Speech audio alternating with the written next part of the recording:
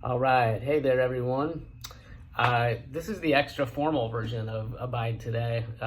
Sorry for the formality of dress. I've actually got a wedding I'm officiating today. See, there's the program right there.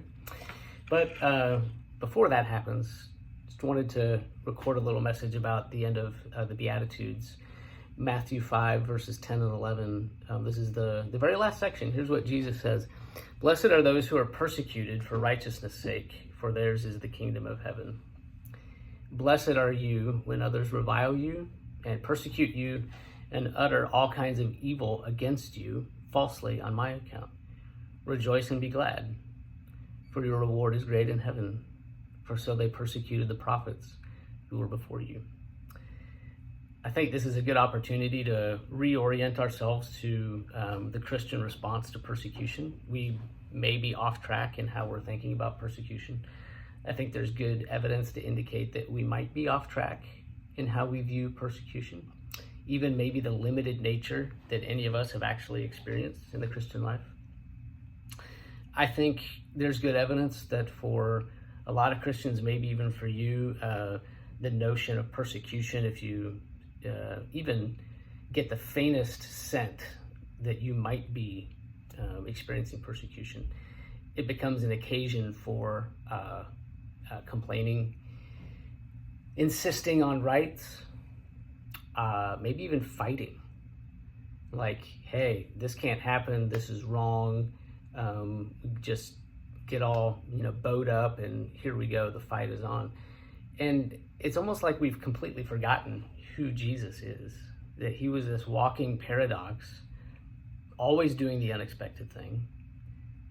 He tells us to respond to persecution in a completely different way than I just described. He says persecution is an occasion for joy.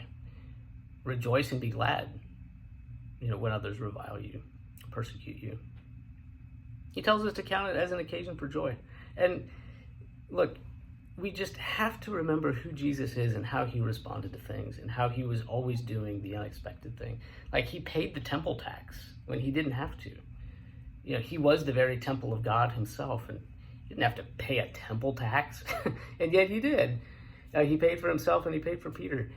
Who would have thought that he would do that? And who would have thought that someone who could calm the wind and the waves and someone who could raise the dead would allow himself to be crucified? Like the ultimate form of persecution, and yet he did. And so just think, internalize this yourself and think, if I feel persecution in my context, am I treating that as an occasion for joy, like Jesus says, like the unexpected thing? Am I doing the Christian unexpected thing?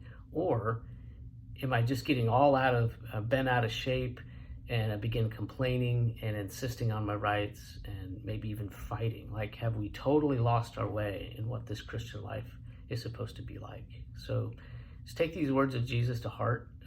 It's not easy to count it as an occasion for joy. Jesus, for the joy set before him, endured the cross. Experiencing joy and counting it as joy is not an easy thing, but it is the Christian thing. See you next time.